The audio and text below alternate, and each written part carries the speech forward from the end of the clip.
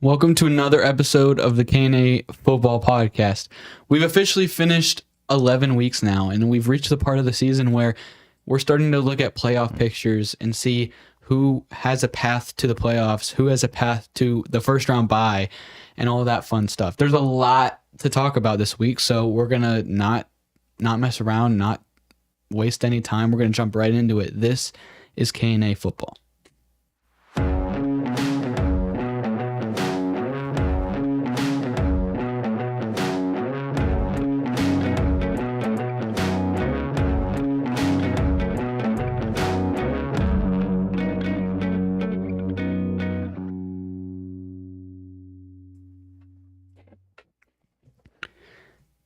And now for the second straight week, I do not have Austin sitting across from me. We all know, if you watched last week, Austin was sick. Austin was sick. And so the podcast virus went from me, then it went to Austin. We were all expecting it to go to Debbie, but it turns out it just got a lot worse for Austin. And Austin was actually hospitalized with pneumonia and was very, very sick, and so he's still not here. He is back home, but he's not in condition to do a podcast right now, so prayers to Austin. And if you've been, listening to the last couple episodes, Austin made a remark about pneumonia, but we're not going to get into that until Austin's back, because we'd like to make fun of him once he's 100% back to normal, because it's a little mean to make fun of somebody when he's still dying on the couch, so we're going to wait to make fun of him, but in the meantime, we have a special guest this week. I believe it's his second time on the podcast. I'm not going to call him Kerry. I'm going to call him Dad, because this is my dad, Kerry Sommers. Welcome to the podcast. Thanks, Kadin. Thanks for having me. This is great. I'm glad to be here. What is more American than a father and son sitting at a table and talking about all the football games from past week?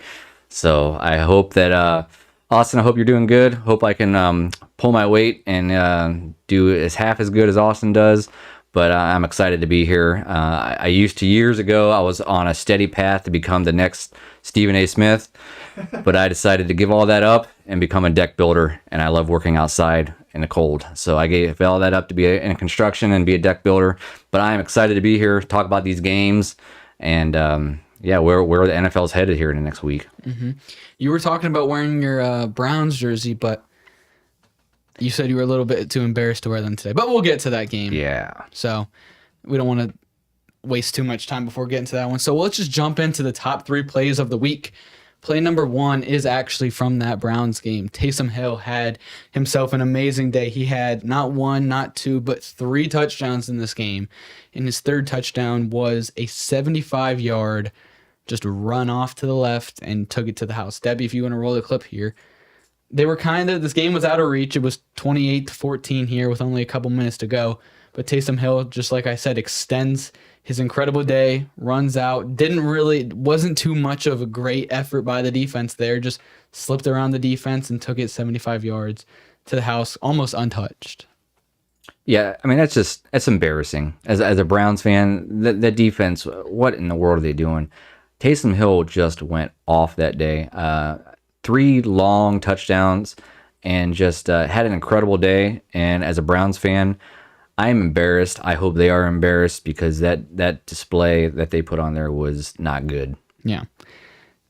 If anyone in their right mind started Taysom Hill in fantasy football, you were rewarded. Congratulations. Yeah.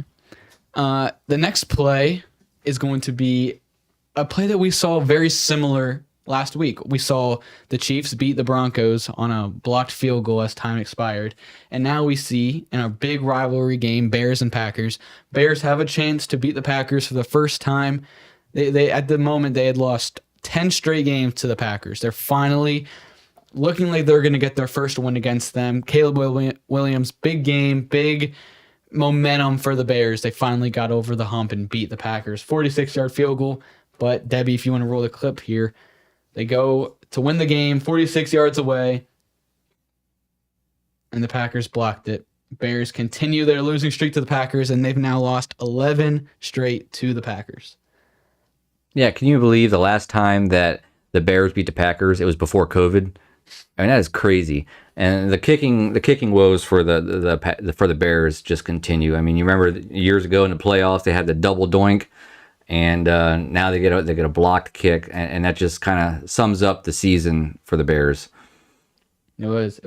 I know Bears fans were covering their eyes even before that kick because a lot of them were so excited, but they know what's coming. They know as a Bears fan they can't have anything good, especially when it comes to kicking, and especially when it comes to playing the Packers. Yeah. But the third play now, we have one of the games of the year, one of the biggest games of the year. You got Bills and Chiefs, the previously undefeated 9-0 Kansas City Chiefs, and 4th and 2 with about 2 minutes to go in the game. The Bills have a chance to kick a field goal and go up by 5. But the Bills have seen that story way too much where they play too conservative and just take a one-possession lead, and they give the ball back to Mahomes, and Mahomes does his magic and gets down the field and takes the lead.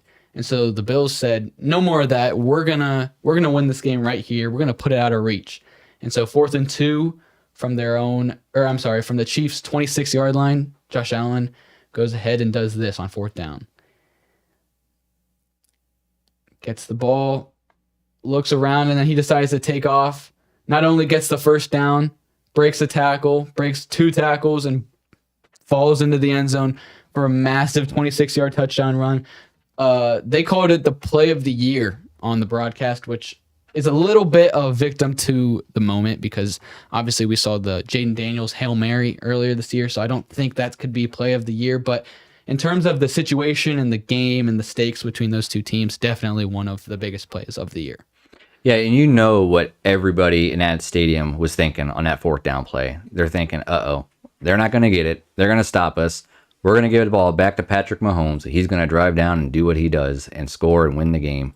And everybody in America that was watching that game thought that's what was going to happen. So I was really happy for all the Bills fans. I like the Bills, and just for all those people in that stadium watching that game.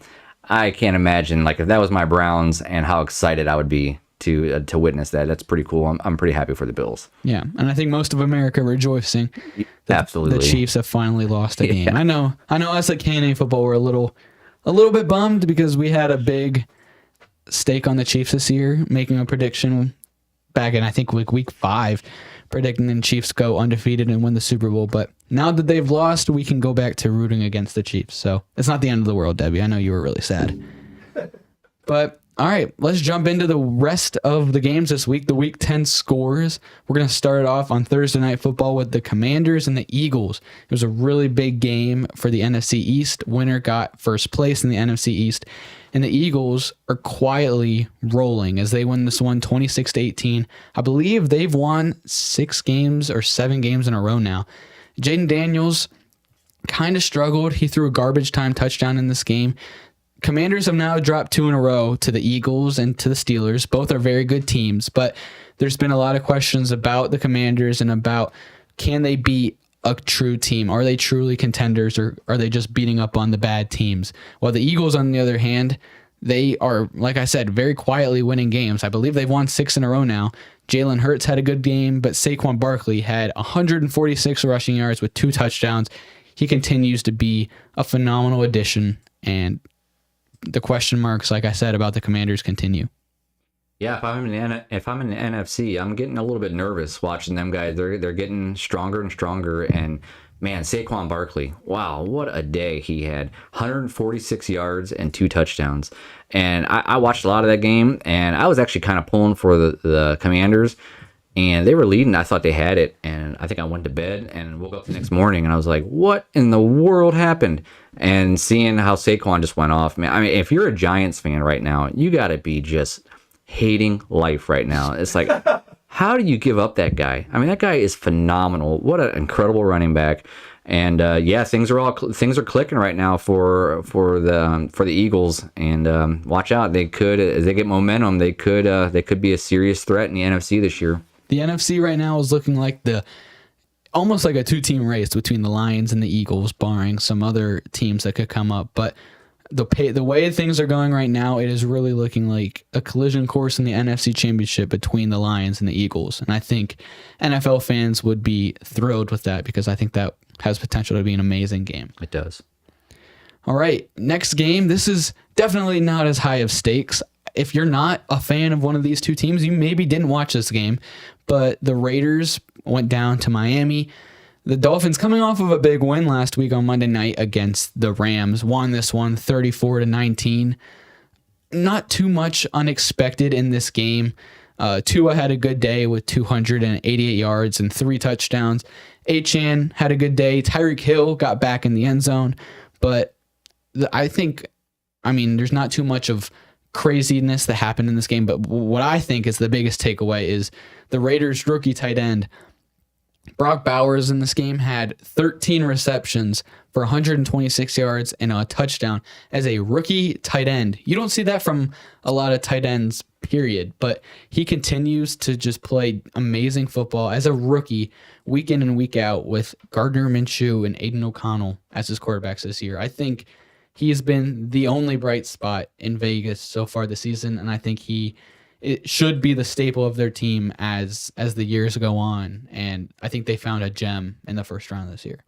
Yeah, I agree with you. I want to focus more on the Dolphins, though. I'm going to say a hot take here. I think the Dolphins, as Tua's been in there more and more, he's getting better and better every week. I mean, this week he was 28 for 36, 288 yards and 3 touchdowns. And I think that if he keeps playing like that, they could be a sneaky pick to get into the wild card and to maybe cause a little havoc in the playoffs this year. They got so many weapons, with their receivers and their running backs.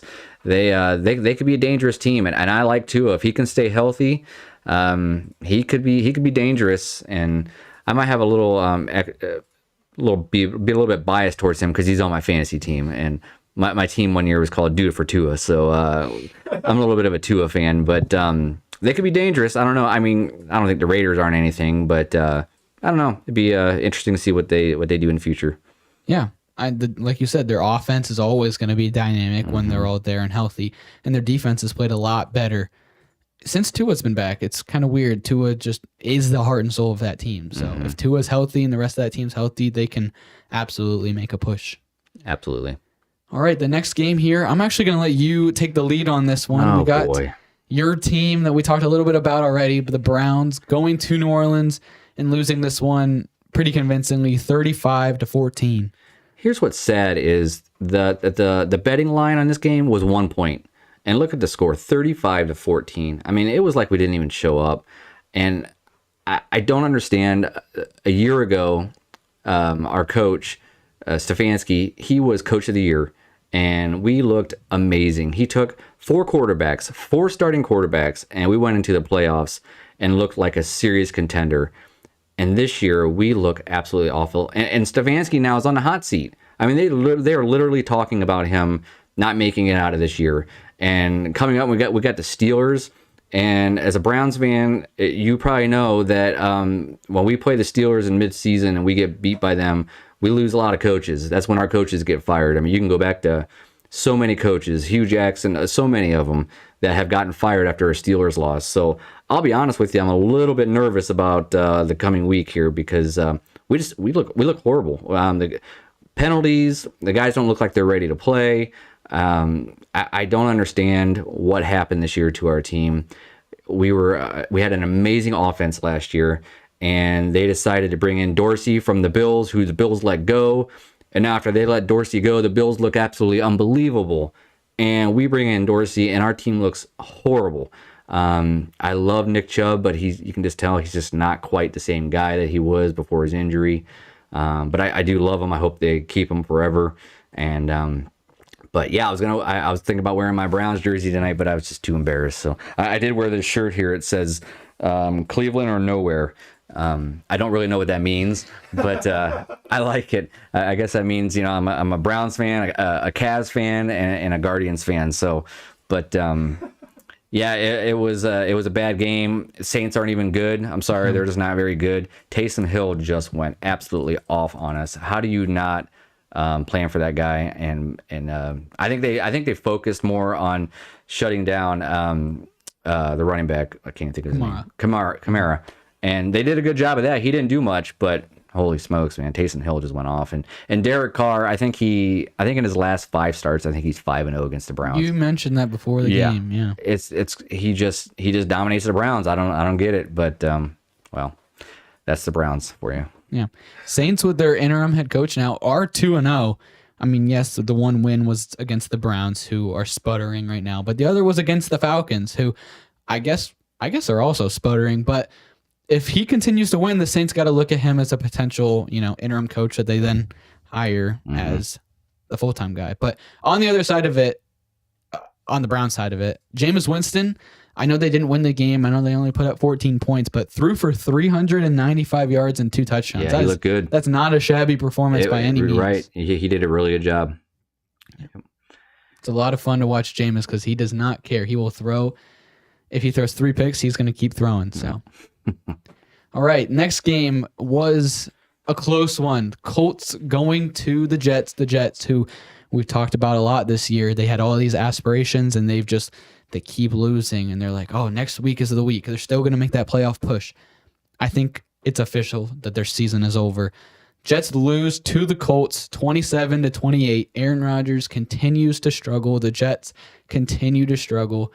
Anthony Richardson was back in this game. He was benched for 2 weeks, and now he won. He played actually one of his best games of the season, maybe of his career. So now Bryce Young has looked better since his benching, and now Richardson in his 1 game back looks better after his benching. So maybe the Bears got to go ahead and bench Caleb Williams. Maybe teams that have these young rookie QBs need to take a little bit of time, not throw their guys into the fire, let them sit, even if it's just for 2 or 3 weeks, and then go ahead and put them in. That's what we used to see in the NFL, but now everybody decides they need to throw their rookie QB in there right away, and it seems to mess with their development a little bit. But in this game, Anthony Richardson, he was able to run like we always know. He had a rushing touchdown. He had a lot of yards, but he threw the ball 20 for 30. Anthony Richardson normally is below 30 or 40% completion percentage, but he went 20 for 30 passing in this game, 272 yards and a touchdown. He had a very good game throwing the football. Led the Colts to a come from behind winning at the very end of the game. Breece Hall, he had a good game with 78 rushing yards and a touchdown. He also had a receiving touchdown, but I mean, the Colts, I don't think a lot of people are going to say that they're going to make the playoffs, but if they continue to play pretty good football like they did in this game, I mean, they are 5-6. They could try to squeak their way to a wild card spot, but I don't think a lot of people are expecting that too much. Yeah, the Colts, I think they need to get Jonathan Taylor going. He had a rough day, only averaging 2.4 yards a carry, and just didn't have a good day. If they can get him going some more, that would open it up a lot more for Richardson, and I think that would help the Colts out a lot. With the Jets, and if you think about it, what week was it that they fired their coach Saleh? Like, I don't know, 4 weeks ago or so. And since they have fired him, their defense has given up. I don't know the exact number, but it's like an average of like 10 more points a game. So Saleh definitely wasn't the reason for their struggles. I mean, he definitely wasn't the formula to help them, I don't think. But they are just struggling all over the place. And I hate to see that. I know a lot of people do not like Aaron Rodgers, and for many, many reasons that are legit. But he's one of the greatest talents that I've ever seen in my life, and I hate to see him struggling like this. There's not much more fun with the NFL than watching Aaron Rodgers when he's on, and how he can just fling the ball to these guys. And so Jets are in trouble. They obviously need a new coach, and they need to break down that team and I don't know, maybe start fresh. I don't know. Yeah. But it's week 6. Okay. Yeah. So, 4 weeks with their interim head coach, and their defense looks really bad. Mm-hmm. And they actually went ahead today, the Jets did, and fired their general manager. So when one thing's going bad, they're just blowing it all up, it seems. They said earlier today they don't want Aaron Rodgers back next year. I don't even know if he's still going to be in the NFL, but it sounds like if he is, they're going to try to push him to the curb because he's struggling. That's too bad. Yeah.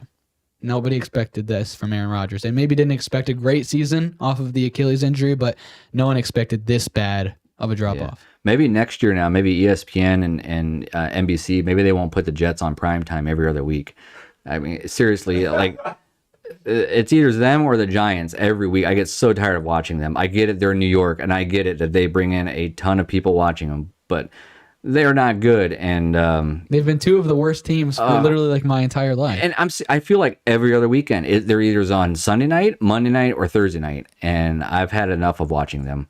So hopefully the NFL gets the picture, but I doubt it. I don't think any of the New York teams are on primetime this week, which is one of the first times this season. Well, don't worry, because Thanksgiving's coming up, so. It's true. All right, next game, we have the Vikings and the Titans. The Vikings, one of those teams that are very surprising when you look at their record. Like, I know they started 5-0, like I said last week, but the Vikings are 8-2, and they seem to be struggling in some of these games, but they are 8-2. They're winning these games. They go ahead, they play the Titans, who nobody's expecting to maybe win a game the rest of the year. They're sitting at 2-8. The Titans are kind of just in control to go ahead and get a top 5 pick, go ahead and just start fresh, get a rookie QB and start over. But they lose this one 13-23. Sam Darnold had a much better day than he did last week. Threw for 246 yards, 2 touchdowns, and no picks. That's the big part. He did fumble pretty early in this game, but aside from that, pretty clean day from Sam Darnold. Aaron Jones couldn't really get it going on the ground in this game, but through the air, Justin Jefferson had 81 yards. Jordan Addison had 61 yards and a long touchdown. I mean, the Vikings did what they had to do. It wasn't a crazy impressive game by any means, but they went in there, they handled business, and they got a pretty normal win, a win that most people expected. Yeah, I know we talked earlier about the NFC, how it could be the Detroit Lions versus the Eagles. I tell you what, I could very well easily see an NFC Championship game, the Vikings versus the Lions. Vikings are a good team. They do, it seems like they just do enough to win, but that's all you got to do in the NFL. In this game here, it wasn't even as close as the score. It was 23-13. But Will Levis had a 98-yard touchdown pass, and the longest touchdown of the year so far in the NFL. And so you take that away, and it's 23-6. And I get it happened. So the Vikings gave it up, but they're a pretty good team. I could easily see them in an NFC Championship against the Detroit Lions, and that'd be a fun game to watch. And Titans, they're just they need a rebuild. They need a quarterback. They need a lot. So yeah, the Titans, they got 2 wins this season. I don't exactly recall who they were against. Maybe Jacksonville and somebody else, but the Bears beat them the first week. That's right. The Titans have they didn't have much expectations going into the year, but they've they haven't lived up to those expectations as low as they even were. Will Levis, I think it's pretty fair to say he's not a franchise quarterback. He's going to be a career backup. He had 295 yards in this game, but like you said, 98 of them came on one play, kind of a broken play, threw an interception in this game. I mean, this is what we've seen from the Titans all year. Yep. All right, and actually, we're going to go ahead and Debbie wants us to talk about this. Debbie has two stats up on the screen. One of these is Sam Darnold, and one of these is Patrick Mahomes. And the one stat is 2,400 yards. The other's 2,300. The one's 15 touchdowns to 11 picks, and the other's 19 to 10.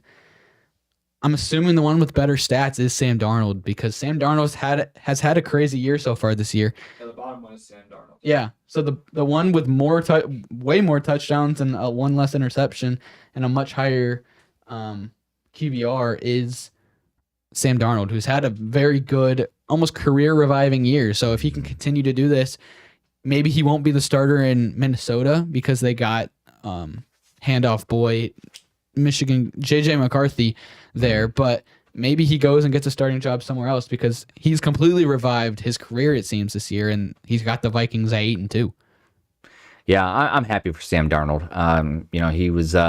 He could have been a Brown. He was drafted in the same class with Baker Mayfield, and Baker Mayfield's also having a resurrection year, and happy for both of those guys. I'll be honest with you, I don't watch a lot of Vikings games, but I watch the Red Zone channel, and the things I see, he's doing enough to get him to win. So his stats look good, and that's all you can ask for an NFL quarterback, is just get you that win. Yeah. All right, we're gonna jump into, speaking of, I guess, and two more NFC North teams. We got the Packers and the Bears. We talked about this game at the start of the show. The Packers go ahead and win this one 20-19 off of that blocked field goal. Caleb Williams had a little bit of a better day than he's had in the last couple of weeks. He still did not throw a touchdown in this game. He hasn't thrown a touchdown in, I think, over a month. So that's a definitely concerning stat for Bears fans. But no interceptions, 231 yards. DeAndre Swift had a pretty good day through the ground, 71 yards and a touchdown. But it was a lot of field goals. It was kind of that touchdown. And Caleb Williams, I believe, no, he didn't have a rushing touchdown. Roshan Johnson had a rushing touchdown. So there was some field goals, and then there was the two rushing touchdowns. But Caleb Williams, he didn't do anything to lose on this game. The problem with Caleb Williams is his sacks. He tries to do too much in the pocket, and he runs around, and he takes not just like a 7 or 8 yard sack. He's taking like 11, 12 yard sacks and getting way behind the sticks. And so the Bears got the ball back with a little bit of time to go, down 19-20, and they had one drive to go ahead and try to take the lead in this game, like we saw at the end of the game. And so they start their drive, and Caleb Williams takes a sack. And then on second down, he takes another sack. And then I believe it's like 3rd and 18, and they're way behind the sticks. And Caleb Williams gets hit again, and he makes a really good play to get away and make a throw to make it, I believe, 4th and 2. And then throws a deep ball to the rookie receiver, Odunze, who then makes an amazing catch. And the Bears are rolling. And they get to about the 35-yard line with a whole timeout and about 38 seconds left. And the Bears are content, which I don't understand. They have a timeout. They have time to run another play, call a timeout, get out of bounds. They have a lot of time to try to move closer and make it easier for your field goal kicker, but they were content with kicking this 49-yard field goal, which we ultimately know they went ahead and it was blocked. So if the Bears play a little more aggressive and go for the closer field goal, maybe things are different, but ultimately the Bears lose this one by 1. This is something that Caleb Williams, this is what the knock on him was when he was in college, was he held onto the ball too much. And you can do that in college and get away with it, but in the NFL, you just can't do it. And I feel bad for them. They're struggling. They are definitely in the market for a new head coach, I believe. I think them and the Browns are going to be battling over a couple guys, maybe Vrabel, or I'm not sure who, but I definitely think that the Bears are going to be in the market for a new coach, and they need to get an offensive coach in there. I think that they need to get a head coach in there who has an offensive mind that can help Caleb Williams. He's got good wide receivers. He just they just need a better plan on Sundays. So yeah. But on the other side of it, the Packers are now 7-3. So the NFC North has, the Lions, who we're going to get to, and then the Vikings, who are 8-2 that we just talked about, and the 7-3 Packers. So it's very, very likely that we're going to see 3 playoff teams from the NFC North. And the Packers are another one of those teams that, they were losing this entire game, and they come back at the very end. They found a way to win, and they don't look like a dominant team every week, but they're doing enough to win these games. I think 2 of their losses are to NFC North teams. So aside from that, their only loss to the Eagles. So, the Packers are, again, doing what they need to do to win, and Jordan Love is playing good enough. 260 yards here, a touchdown and a pick. The Packers are another team to pay attention to in the NFC. Yeah, Packers are good, and I agree with you. I could easily see 3 teams in the NFC North being in the playoffs. That's a really tough division, and I think the Packers are going to be a team to contend with. Yeah, and the Packers, like we talked about in the beginning of the show, their 11-game winning streak now against the Bears. It's crazy. Is the longest winning streak by either team in their 104-year rivalry, which, completely understandably, 11-game winning streak against one team is unheard of. You sometimes will see that in college between someone like Alabama and Texas Community College State University, but the Packers, 2 good NFL teams, beating that 11 times in a row is insane. That means it's at least been 5 years then, because they play twice a season. So 5 years now, almost 6 years since the Bears beat the Packers, which is insane. I can imagine that the Bears fans absolutely hate the Packers. Which makes the blocked field goal so much worse. Yeah. Even when the Browns were really bad for many, many years, they still would sneak a win in there against the Steelers or the Ravens or, 11 straight games. That'd be tough to take as a fan. All right, and then the NFC team that we've been talking about a lot, the Lions, they go ahead, they're playing Jacksonville, and they continue to look like the best team in the NFL by a mile. They won this one 52-6. We talked about the Vikings. We talked about the Eagles. We keep saying I could very well see this team being in the NFC Championship against the Lions. I think it's just slotted in there. The Lions are going to be in that NFC Championship. They are playing such good football. There is no weakness seemingly on that team right now. Jared Goff threw for 412 yards and 4 touchdowns in a game where they put up 52 points and beat them by 46. And a game that he didn't need to throw a lot. He still did. Threw for 412 and 4 touchdowns. David Montgomery and Jahmyr Gibbs, that they're going to always have theirs in the game. 75 yards for Montgomery with 2 touchdowns and another 69 for Gibbs and a touchdown. Amon-Ra St. Brown, 161 yards, 2 touchdowns.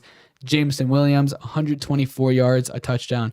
The stats just are everywhere. If you had any Lions player in fantasy football this week, you won your week. 52-6 is incredible. The Lions moved to 9-1, so they're tied with the Chiefs now with the best record, but they've convincingly been a better team than the Chiefs so far this season. So, but on the other side of it, Jacksonville, they fall to 2-9. That's another head coach that is probably on his way out. But they continue to struggle. But the Lions, on the other hand, are just miles better than the league right now. Yeah, what else can you say? Do the Lions, seriously, do they even have a weak spot on their team? Their defense is phenomenal. They are so dangerous. You can't not watch them, because when they get the ball, it's just, who's going to score this time?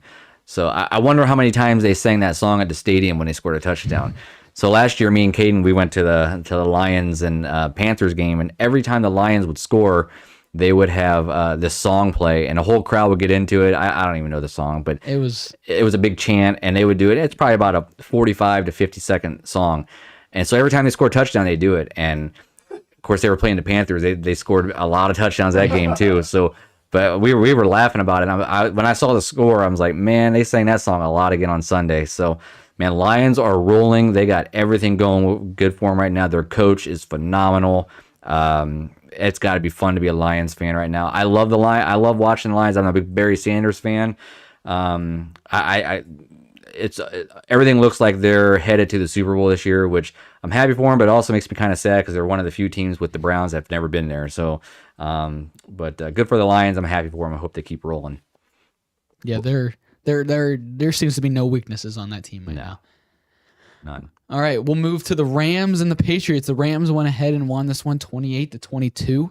Matthew Stafford had an amazing game as well. Only 295 yards, so maybe not Jared Goff level with 400, but he still had 4 touchdown passes in this game.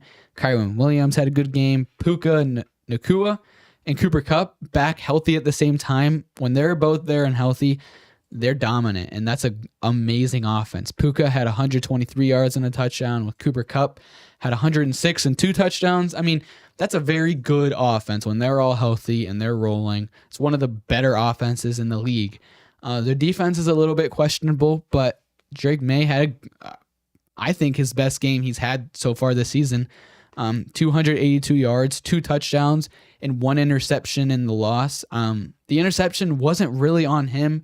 Demario Douglas, who he was throwing to, didn't really look up at the ball, and if he did, he maybe makes that catch. He maybe continues the drive, and the Patriots have a chance to go ahead and win this game. But I think Patriots fans, yes, they're 3-8, but I think they're very thrilled with how Drake May has played this year with the very, very poor offensive line, the very, very poor receiving core. He's throwing to Kendrick Bourne, Demario Douglas, and Kayshon Boutte. I mean, he's got a weak receiving core, first-year head coach. I would be thrilled with Drake May's play if I was a Patriots fan.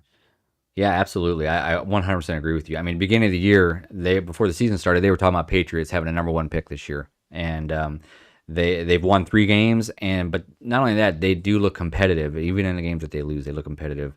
I think that they have a future with Drake May. Again, 282 yards, and again, those receivers that you mentioned, I can't remember who they were because nobody knows who his receivers are.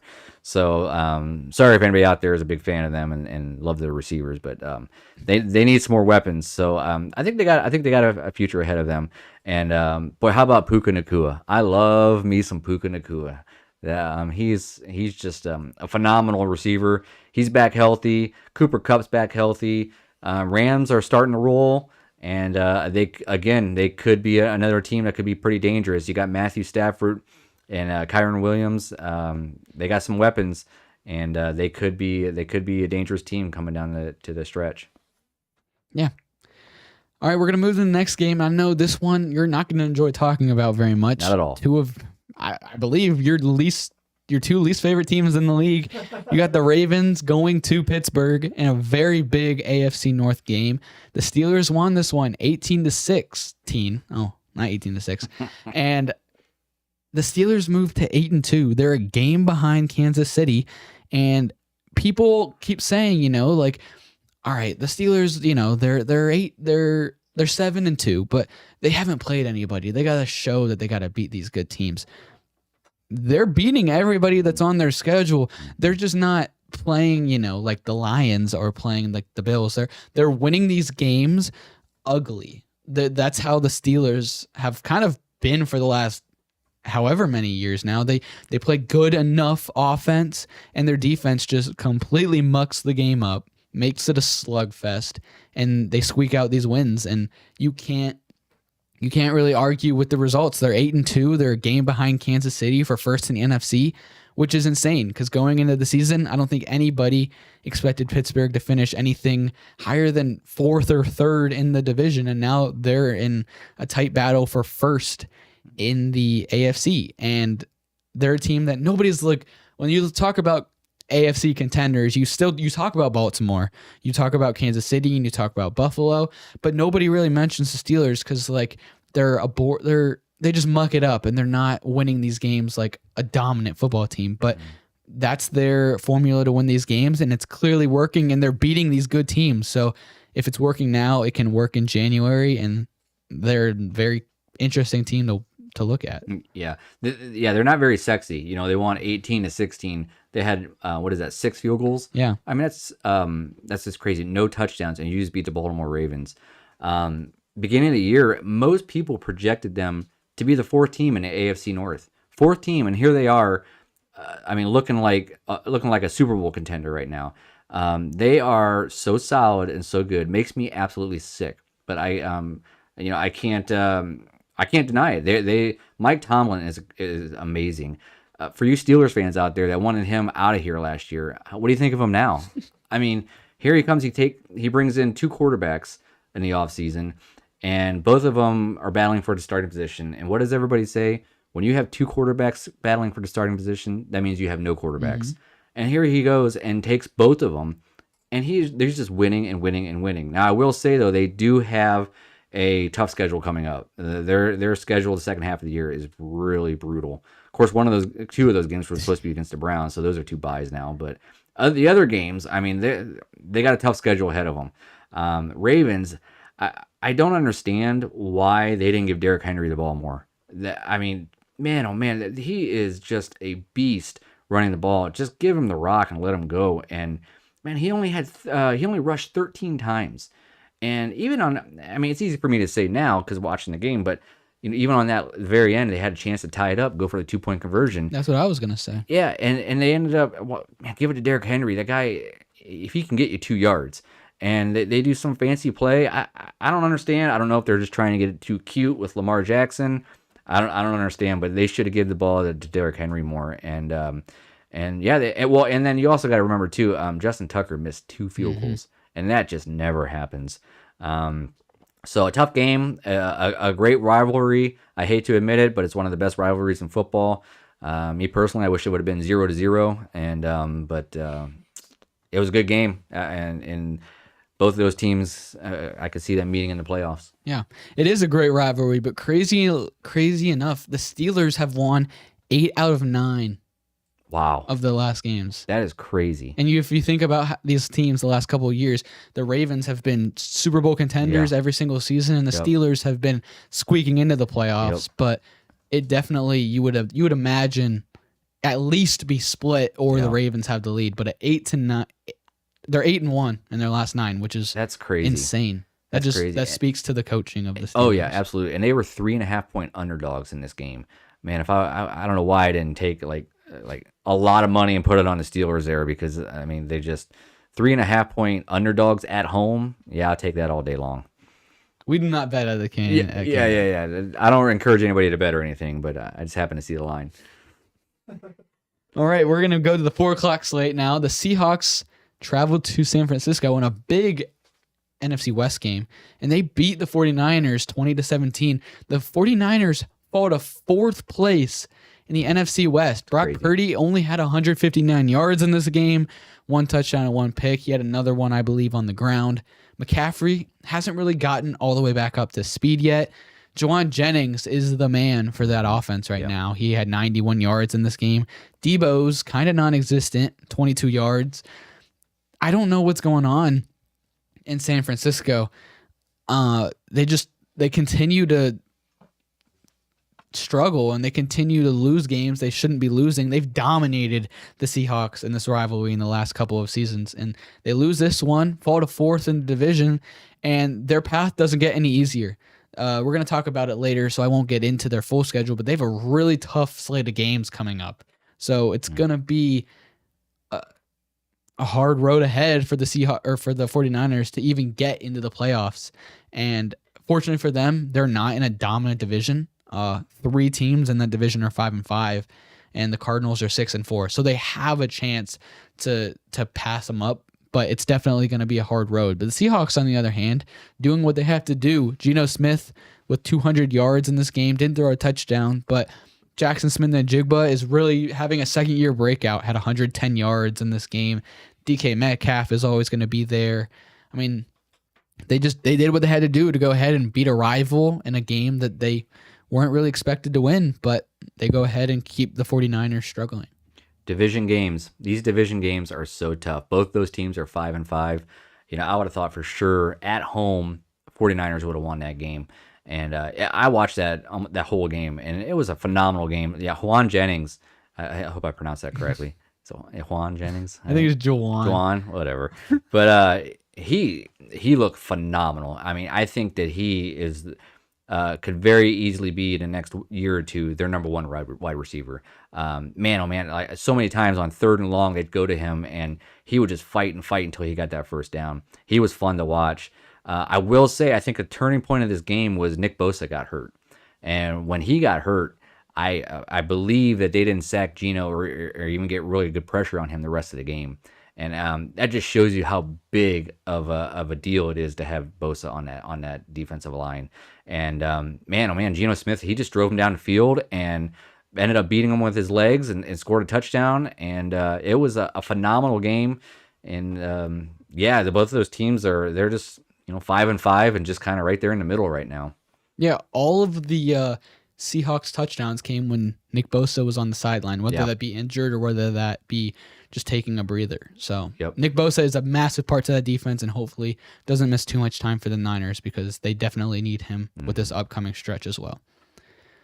All right, and then a very surprising game, what I believe at least is surprising, the Falcons traveling to Denver, going to the altitude, losing 38-6 to the Denver Broncos. Bo Nix had a phenomenal game here, 307 yards and 4 touchdowns for the rookie. He's had an incredible, second half of the season, maybe not even second half, like dating back to about week 4 or 5. He's gotten better every single week. And a couple weeks ago, you would say not even a question. Jaden Daniels is the runaway offensive rookie of the year. And yes, that probably is still the case that Jaden Daniels is the favorite, but you definitely have to work Bo Nix into that conversation right now because Bo Nix is playing lights out football. He's getting this Denver Broncos team. Right now they're 6-5. They could squeak into the playoffs as well. A team that nobody expected. A lot of people expected to have a top 5 pick, and now there's conversation of them squeaking into the playoffs. Bo Nix is playing phenomenal football with not an incredible cast either. Cortland Sutton's their wide receiver 1, but he's nothing phenomenal. Javonte Williams, he's an all right running back, but Bo Nix and Sean Payton are just making things work. They have a phenomenal defense, but on offense, 38 points. You're making things work with your rookie QB. And the Falcons, on the other hand, they've been sputtering these last couple of weeks. They fall to 6-5. They lost to the Saints last week in their first game without Dennis Allen. And then they get demolished this week in Denver. Kirk Cousins had a horrible day, 18 for 27, 173 yards and a pick. Fourth quarter, he actually got benched, and they brought in rookie Michael Penix. He only threw 4 passes in this game, but the Falcons continue to struggle, and I know that they're still leading the division, but Tampa Bay is only a game or 2 behind, and if they continue to play like this, Tampa Bay is going to be right there with a chance to go ahead and take this division from them. I'm shocked by Bo Nix's performance. I would have thought at the beginning of the year that he was not going to be anything. I do think it's a lot to do with Sean Payton. Sean Payton's an incredible coach. And, man, when you got a great coach like that and helping a young rookie like that, you can just see him getting better and better every week. And like you said, he doesn't really have many weapons, but they do have a phenomenal defense. The Falcons, I don't know if it had something to do with the altitude out there at Mile High Stadium or what, but I'm very shocked because Falcons, man, Kirk Cousins was rolling for a while. And I guess just chalk it up to just having a bad day and just not a good game plan. But it was just, it wasn't much of a game. It was a blowout. It wasn't too entertaining. No, it was not. But one of the more entertaining games, one of the biggest games of the season, Chiefs and Bills. Like we talked about, the Bills go ahead and win this one 30-21, giving Kansas City their first loss of the season. Buffalo is now a half a game behind Kansas City. They have a bye this week. Massive game for the Bills. The Chiefs have always been that hump for the Bills that they can't get over, whether that be sometimes in the regular season, but always in the playoffs. And the Bills, after this game, they have the right mindset. They interviewed Josh Allen, and he said, "Yes, this is big for us. This is big for the city, but it's a regular season game, and the one that matters is in January." Most people know that these teams are probably going to face again in January. It's almost inevitable. It happens every year. But in this game, Josh Allen played phenomenal football, 262 yards and a touchdown. He used his legs with 55 yards in that touchdown run that we saw. Josh Allen has played his way to MVP favorite right now, And I know that's not, players don't, or the team doesn't care about that, but it is still, if you're in the MVP, you're the best player in the NFL, and he's putting that team on his back right now. A lot of talk was about them this year losing Stephon Diggs and losing Gabe Davis, but they're sitting at 9-2 right now, and they're looking like one of the best teams in the NFL. They're looking better than they looked like last season. And, a massive win, going ahead and beating Kansas City and giving them their first loss. The Chiefs kind of look like how the Chiefs have looked all season. Mahomes only threw for 196 yards. He had 3 touchdown passes, which is a lot for this season for Mahomes, but 2 picks, 1 on the final drive of the game. Kareem Hunt only had 60 yards, but Isaiah Pacheco does come back next week. But it's going to be really interesting this last month of the season to see the Chiefs, the Bills, the Steelers, and some other teams really battle it out in terms of playoff positioning. Because those teams are going to make it. It's just a matter of what seed and where are they going to be going when it hits January. If you're an NFL fan, you got to just enjoy this rivalry. Patrick Mahomes versus Josh Allen. It reminds me of Brady versus Manning. Montana and whoever, Montana, Elway, Montana, Marino. Just this is a great rivalry we're watching, and I think it's going to be many more years of this rivalry. Just enjoy watching this. These 2 quarterbacks are so much fun to watch, and their teams just match up so good together. Every time they play each other, it comes down to the very end. And like Kadin said, there's no doubt they're going to end up seeing each other again in the playoffs. I am curious. I would love to know if Kansas City, if the players were that bummed about losing this game, because the pressure of being undefeated, that is a real thing. If you don't think that's real, just ask these players. It is a real thing because that's what everybody talks about. Hey, you're 9-0. Hey, now you're 10-0. And I remember hearing, I think it was Brady or Belichick, some of the players that were on the Patriots in 2007 when they went undefeated, went all the way to the Super Bowl and ended up losing. And talking about that pressure of that being undefeated, that streak. And if they could have went back, it almost would have been better if they could have lost a game, so they don't have to talk about it every week to the media and just don't have to think about it. And it's almost like, in my mind, I wonder sometimes if some of the players on the Chiefs were like, okay, well, now we got that out of the way. Buffalo, we'll see you again in January. And as of right now, they'd see him at Kansas City and if they would meet. So great rivalry, so much fun to watch. Happy for the Bills fans. Great time. Makes you wonder, maybe they play more free. They look like the Chiefs that we've seen the last couple of years, maybe in these next coming weeks, and they play the Panthers on Sunday. So if that's the case, we're about to see a 80-10 beatdown on Sunday. But what are you talking about? All right, the Sunday night game, Cincinnati and the Chargers. The Chargers dominated this game for the first 2.5 quarters, and then all of a sudden, the Bengals just flipped a switch. Joe Burrow flipped a switch. He ended up with 356 yards in this game and 3 touchdowns. He was dealing in the second half of this game. They were down by 21 at halftime, forced all the way back to tie it up at 27. I believe it was 27-6, and it was 27-27 late in the fourth quarter.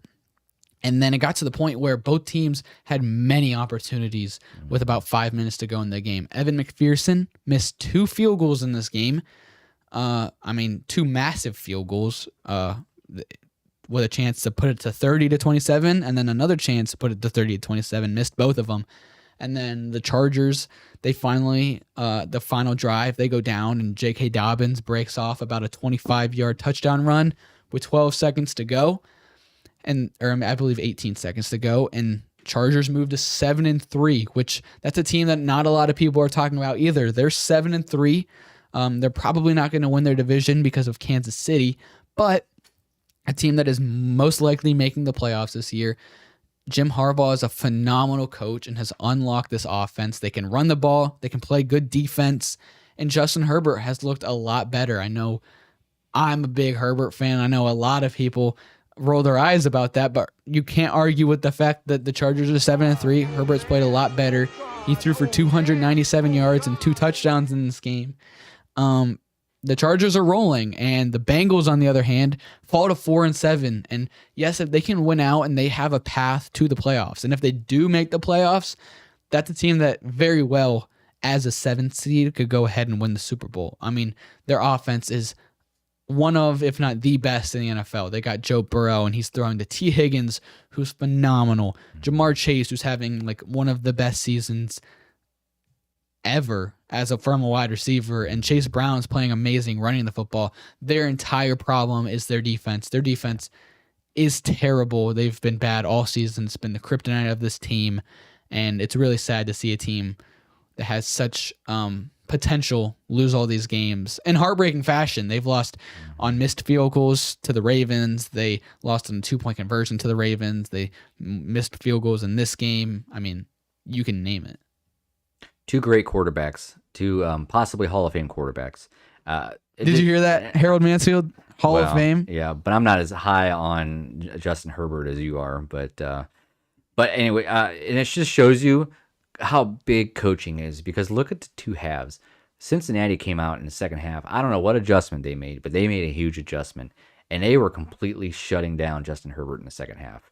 Granted, now Herbert did makes a couple bad throws, but man, it just looked like 2 different games. And Joe Burrow came out in the third quarter and just looked like, I mean, he looked like a Hall of Famer, just dicing up the defense and going down the field. And granted, he does have some amazing running or receivers. And I've been really impressed with their new running back, Chase Brown. He looks really good. Mm-hmm. Bengals are tough. It's just everybody keeps talking about like Bengals. They're going to get on a roll and they're going to make the playoffs. I think I saw the percentage is like 15% chance of them making it now. And like you said, their defense is just so bad. I just don't see them doing anything. But man, oh man, they got a great offense.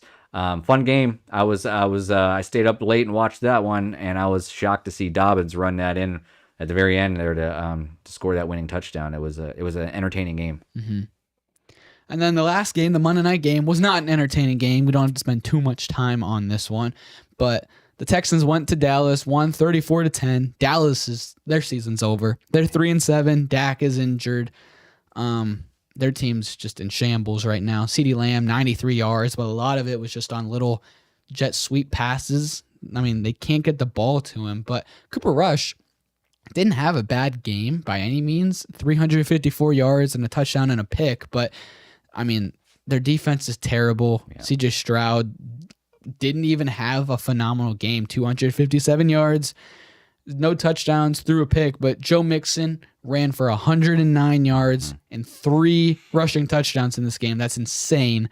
Nico Collins, first play of the game, 75-yard touchdown. That was called back due to a penalty, which was a pretty dumb illegal formation penalty. But I mean, the Texans, they're 7-4. They're not really playing like a 7-4 team. They're just, I mean, they're winning games pretty boringly, and they're sneaking under the radar. But I mean, you can't lie with the record, and they're a team that you potentially have to look at. I mean, they're in a horrible division, so they're gonna win that division, gonna have a home playoff game. So they're a team that once it hits January, you never know what can happen. But and they got Nico Collins back. They're one of those teams that if they get hot, they could do some damage this winter in the playoffs. But man, Cowboys, I'm just amazed at their defense, how bad their defense is.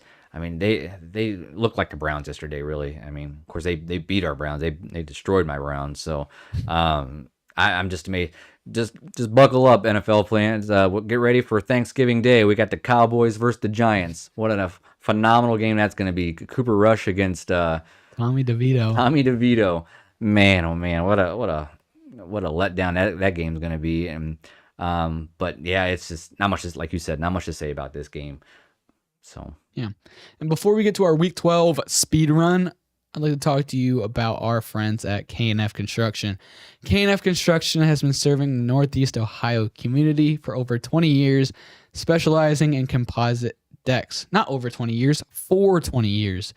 K&F Construction takes the time and effort to provide the service and product that you deserve for your home. You can call K&F Construction today at 330-575-2465 for a free estimate. Again, that's 330-575-2465. And you can also visit kfdex.com, which is linked in the description below. K&F Construction, let us build your dream backyard. All right, so the Week 12 games, Austin and I have been doing our pick'ems all year. I'm dominating Austin, but we're not going to get into that. I'm not going to dog on him while he is. Did he make his picks last week? He did. He did make his picks. I beat him by 1, so I extended my lead to, I believe, 15. But I don't want to dog on. 15? Yeah, I know. Austin, what is the matter with you? Man, I think your mom could even do better than that. Me and Evan are doing a pick'ems, and me and Evan are tied at 102, and Austin's back at 97. Is he trying to lose? That's a question Sorry, for Austin. I love you, man, but maybe I need to give you some advice on these picks. Well, maybe he can go off of your picks because we can make our picks speed run right now. Thursday night game, your team, the Browns, against the Steelers. Who do you got in that one? Steelers. Yeah, I think that's a pretty. I don't even want to comment about it. Yep. It might snow during that game, though. It could be entertaining. Oh, I hope so. And I will say this, though, even about that game. It's a division game. Even though the Browns stink, they always play their division tough. So it could be a pretty good game. Yeah, they beat the Ravens earlier this season. They did beat the Ravens, yeah. Another game that we probably will both agree on, Chiefs and Panthers. I'm going to go with the Chiefs. Yeah. Pacheco's back. It wouldn't have mattered. The Chiefs are going to steamroll. The Vikings and the Bears, it's a divisional game. I'm still going to go with Minnesota here. Yeah, same here. Tennessee and Houston, that's another divisional game. Tennessee is kind of just, there's not much going for them right now. That's another win, I think, for Houston. Yeah, I'll take Houston in that one, too. And then the Lions, I don't think it matters who they're playing, but they're playing the Colts. I'm going to go Lions. Ouch. That could be a barn burner. I imagine you picked the Lions there as well. I'll take the Lions. A divisional game. This one could get interesting. The Patriots and the Dolphins. I know you're high on the Dolphins the rest of this season, but New England always plays well against Miami. But this is in Miami, so I'm going to go Dolphins in this. You say it's in Miami? It is in Miami. Oh, yeah. Do it for Tua. The Patriots, they're not going to be used to that 90-degree weather and all that humidity. That's a big home field advantage. And you know what's funny about that is they always they have the visitors' side, the field or the sideline is in the sun. So, if you're used to the New England weather and you go down there and you're in the hot sun standing there watching the game, it has an effect on you. So there is definitely a home field advantage for the Dolphins. So, yeah, I'll take the Dolphins. Next game is the Bucks and the Giants, and Tommy DeVito in his first game back. I still am going to go with the Bucks. Yeah. Go Baker Mayfield. Yeah. We miss you here in Cleveland. Dallas, who is, their season's sputtering, and Washington, who's dropped 2 straight. I'm going to go Washington. Washington, definitely. Not too many good games this week. No, that's not too impressive. We got Denver going to Vegas. Denver's rolling, and Vegas is trash. I'm going to go Denver. Yeah, division game could be closer than you think, but I'll go with Denver. Here's a good game. We got the 49ers traveling to Green Bay. That's actually a massive game for San Francisco, but Green Bay as well. That's a tough one. There's such high stakes for the 49ers. I'm going to pick the 49ers. That's what I was going to do. Yeah? We're so far we've been the same on every one of them. I don't like that. But I after coming off a heartbreak loss like that, I think they're going to come in going crazy. Yeah, they absolutely need this win if they want to continue their hope at the playoffs. If they lose this, it's going to look very bleak very soon. So I think 49ers need this win, and I'm picking them. Next up is a divisional game, a massive divisional game. The Cardinals and the Seahawks. Winner, I believe, has first place in the NFC West. It's in Seattle. It's a very hard place to play. But the Cardinals are coming off of a bye, and they look really good lately. I'm going to still go with the Cardinals here. Yeah, same here. I think coming off that bye, get a little bit of rest. And again, a divisional game. I know it's in Seattle. It's a tough place to play, but they've been there many times. I'm going to go with the Cardinals. And then the Sunday night game is Philly, Debbie's team, and the Rams. The Rams have looked a lot better as of late, but I'm still going to go with the Eagles because the Eagles have quietly won 6 in a row, and they look really good. Yes, sir. Yeah, it sounds like we're going to be on the same page with every game. I'm going with the Eagles also. This one. This Monday night game is going to be good. Baltimore travels to the Chargers. That's another massive game. Let me pick first, so that so you can't say that I just picked everyone that you. Okay, got. no, let me. I don't even know who I'm picking yet, so I gotta really dive deep here. So it's Baltimore at the Chargers. Chargers has had a big win, close game. Baltimore just had a loss. I'm gonna go with Baltimore. I picked the Chargers. I think They're rolling right now, and they look up and they see Kansas City is only 2 games ahead of them, and they play Kansas City again this season. So there's not outside the possibility that they could still take that division. Kansas City has to play Pittsburgh later this year, so I'm going to go with the Chargers. I think that they still have a path to winning that division, which is crazy. But You said it's a Monday night game? it is Monday night. That's a great Monday Night Football game. That's for all you fans out there, that's a good time to get together with all your buddies and have some chicken wings and watch the game. All right, we are almost done with this episode. We have one more segment. We're going to take a little bit of a break, and we will see you guys in a minute.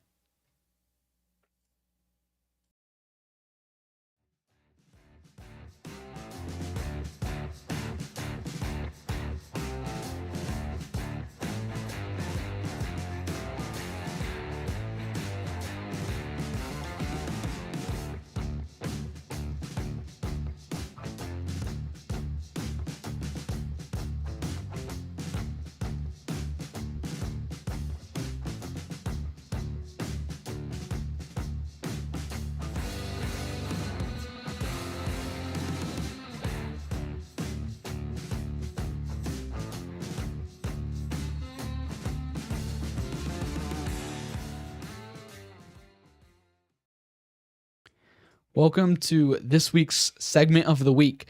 This week, we're going to be doing Call It or Scrap It. Now, if you don't know how that works, Debbie has given us a question, and my dad and I almost said Austin. My dad and I are going to say if we would rather call it, like agree, we're going to call that play, or scrap it, say no, we disagree. Debbie has put the question in the doc, and this week's question is, the San Francisco 49ers will miss the playoffs. Do you call it or scrap it? Let me go first. Go for it. I'm gonna call it. They're in a tough division. They got a tough schedule, and they're just not looking like a team that can make it right now. I'm also gonna call it. Yeah. They're 4th in their division right now, but they are at 5-5. 3 teams are tied for 5-5 in that division, and the Cardinals are 6-4. But if you look at the Niners' upcoming schedule, they got the Packers this week. And then they got the Bills the next week. And then a couple weeks later, they got the Lions. They maybe will win 1 out of 2 games. Even 2 out of 3 of those games might be a struggle because that'd put them at 10-6 if they win out the rest of the season. And that's not even promising because you have to play 3 more divisional games that they've struggled in this year. They don't have the tiebreaker against any of those teams. I believe they're 0-3 in their division this year. So they have a very hard path to the playoffs. If they win out, they're obviously in, but they have such a difficult rest of the season, and they've struggled so far this year. Brandon Ayuk, missing him has really been something that people didn't think was going to be too big of a deal, but it has been. They're 5-5. Nick Bosa's injured. We'll see how much time he has to miss, but if he misses any extended time, that's a massive loss for this team because they're a completely different team when he's out there. So I agree with you. I'm going to call this one, and unfortunately, a team that was in the Super Bowl last year, I don't think they're going to make it this year. Yeah. On one counterpoint with that is, even though they are right now technically 4th in their division, they are tied with the Rams and the Seahawks. They're only 1 game behind the Cardinals. So if they do, catch lightning in a bottle and start playing like we know that the Niners can play, they could still win their division, only being one game back. But I'm gonna have to call it. I'm gonna say too, I don't think they're gonna make it. Mm-hmm. One thing that we see a lot is the Super Bowl hangover. When you go to the Super Bowl and you lose, it is really hard to not even make it back, but make the playoffs the next year. We've seen it so many times. We saw the Panthers in Super Bowl 50 just fall off the face of the earth after that. We saw the Bengals, I believe, they still went to the playoffs the next year, but like teams, the Eagles, they really fell off last season. I mean, it's very common. It's a crazy stat how often it happens, almost every year. Yeah, and it's something that you don't really think like that. That makes no sense. You're pretty much the same team. You have that experience now. You should be more motivated, but teams just can't get over that hump, and we're seeing that the season with the 49ers. The one team that got over that hump in the last few years was the Chiefs. When they lost to the Bucks, they came back next year, and again, they were amazing. But other than that, it's very common theme. Yeah. So there you have it. We both agree. We called it. 49ers will miss the playoffs. They have a really tough road ahead. So we'll see this last month of the season, how the season shakes out, and see if we were right or wrong. But that's going to do it for this week's episode of K&A Football. Dad, thank you for taking Austin's place this week. It was really fun. I know you have a busy life, busy day, but thanks for taking the time to do this. It was This was a blast. Something I always treasure to do something like this with the Kadin, and like I said, the American dream, sitting down with your son and talking about football. It doesn't get much better than that, So hopefully we were entertaining for you, and I hope I can do this again sometime. Yeah, absolutely. Thank you guys for watching, and we will see you guys next week for week 12.